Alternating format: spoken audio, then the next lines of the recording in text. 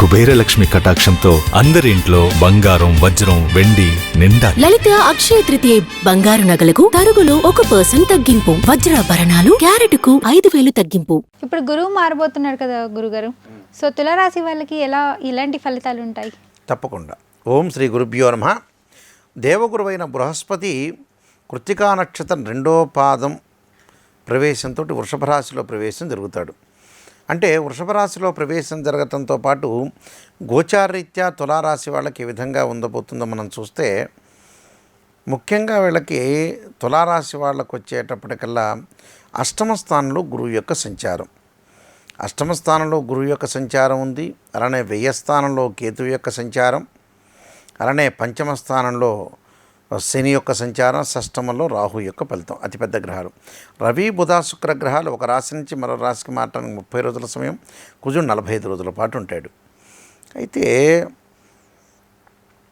గురువు వల్ల ఎలాంటిది, చాలామంది కూడా అష్టమ స్థానంలో గురువు ఉన్నాడు, మరి వృషభ రాశి సంచారం వల్ల ఏ విధంగా ఉండబోతుందో మనం తెలుసుకుందాం. 2, 5, 7, 9, 11 స్థానాల్లో గురువు మంచివాడు.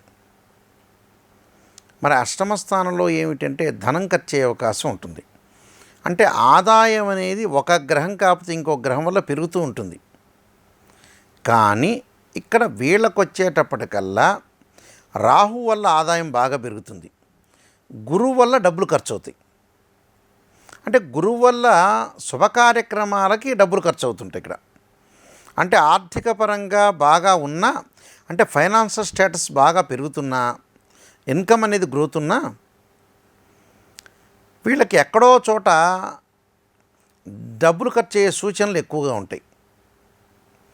డబ్బులు ఎక్కువగా వివాహాది శుభ కార్యక్రమాలు, అలానే కొన్ని పిల్లలకు ఖర్చు పెట్టాల్సిన, జీవితంలో ఏదైతే మనం చేయాల్సిన పనులు ఉన్నవి జీవితంలో పెండింగ్లో ఉంటాయో ఆ పనులన్నీ కూడా క్లియర్ చేసుకుంటారు. ఆ పనులన్నీ కూడా క్లియర్ చేసుకుని ముందుకు వెళ్ళే అవకాశాలు ఎక్కువగా ఉంటాయి. కాబట్టి ఇవన్నీ కూడా జీవితంలో చేయాల్సిన విషయాలే కాబట్టి అవన్నీ చేసి ముందుకు వెళ్ళే అవకాశాలు ఎక్కువగా ఉంటాయి. కాబట్టి ఎలాంటి ప్రాబ్లమ్స్ లేకుండా కొంత ఆర్థిక పరంగా ఒత్తిడి అయితే ఉంది, అధిక శ్రమ ఉంటుంది వీళ్ళకి, అధిక శ్రమ ఉంటుంది. కొన్ని ముఖ్యమైన నిర్ణయాలు వాయిదా వేసే అవకాశాలు ఉంటాయి. కొన్ని శుభ కార్యక్రమాల్లో పాల్గొనటం, ధార్మిక కార్యక్రమాల్లో పాల్గొనటం, అలానే కొన్ని సందర్భాల్లో ఎలా ఉంటుందంటే వీళ్ళకి ఆర్థిక పరంగా ఆదాయం వస్తున్నా కొంత ఆర్థికంగా సంక్షోభం కూడా ఎదుర్కొనే అవకాశాలు ఉంటాయి. ఖర్చులు పెరిగే అవకాశం ఎక్కువ ఉంటుంది. ఆదాయం పెరుగుతుంటుంది, ఖర్చులు కూడా పెరుగుతుంటాయి. అంటే సిమిలర్గా రెండూ పెరుగుతుంటాయి వీళ్ళకి. అంటే కొన్ని విషయాలు, కొన్ని అదృష్టం కలిసి వస్తుంది, గొప్ప విజయం వస్తుంది వాళ్ళకి. అలానే మంచి ఆదాయం సంపాదించడం, అలానే ప్రతి పన్ను కూడా సులభంగా నిర్వహించే అవకాశాలు ఎక్కువ ఉంటాయి.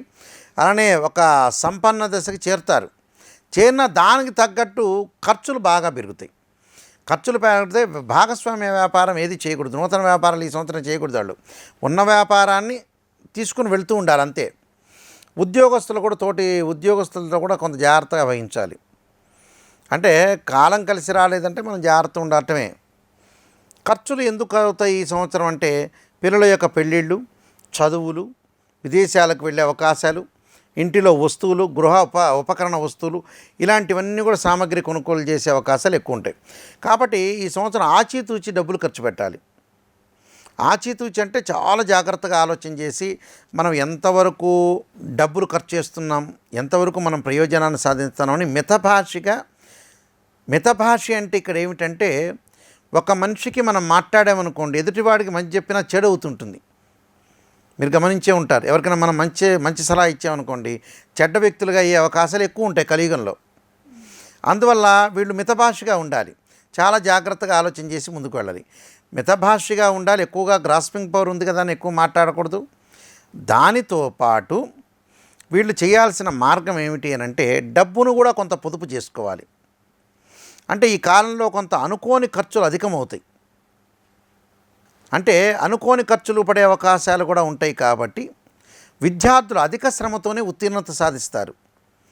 స్త్రీలు వచ్చేటప్పుడు ఏదో చిన్న గొడవలు, అనవసరమైన తగాదలు, అనవసరంగా ఆరోగ్యపరంగా జాగ్రత్తగా ఉండాలి. అంటే మానసికము శారీరక పరంగా కూడా అనుకూలంగా ఉండాలి. అంటే స్త్రీలకు మానసికంగా కొన్ని ఇబ్బందులు కలుగుతుంటాయి. వివాహాల సంబంధాలు వచ్చేటప్పటికల్లా 2-3 సంబంధాలు తప్పిపోయి ఏదో 4వ సంబంధం 5వ సంబంధం కుదురుతుంది వాళ్ళకి. అలానే సంతానపరంగా కూడా లోటు లేకుండా ఉంటుంది. కానీ ఆర్థిక పరంగా డబ్బులు ఖర్చు అవుతున్న ఒక బాధ మాత్రం మిగులుతుంది. ఆరోగ్యపరంగా జాగ్రత్త ఉండాలి. అంటే ఆరోగ్యపరంగా జాగ్రత్త ఉండాలంటే కొన్ని పరిహారాలు చేసుకోవాలి. పరిహారం చేసుకొని ఆర్థిక పరంగా కానీ ఆరోగ్యపరంగా కానీ కొన్ని పరిహారాలు చేసుకొని ముందుకు వెళ్ళాలి. ఎలాంటి పరిహారాలు చేసుకోవాలి గురుగారు? వాళ్ళకి పరిహారాలతో పాటు కొంత బంధుమిత్రులతో విరోధ భావాలు ఒకటి, స్నేహితులతో అనుకూలంగా ఉంటుంది.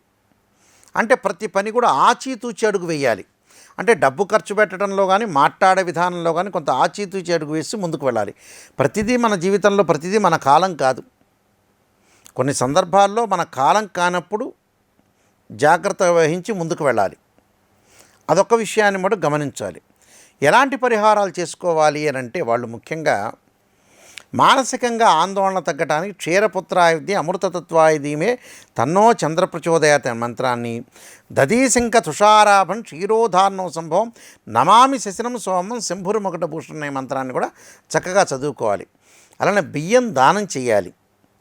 గురువు బాగలేదు కాబట్టి తప్పకుండా వాళ్ళు చేయాల్సింది ఏంటంటే శనగలతో చేసిన వంటకాన్ని వచ్చిన భక్తులందరికీ కూడా పంచటం ఒకటి, దానితో పాటు రావి సమితతోటి హోమం చేయటం మంచిది.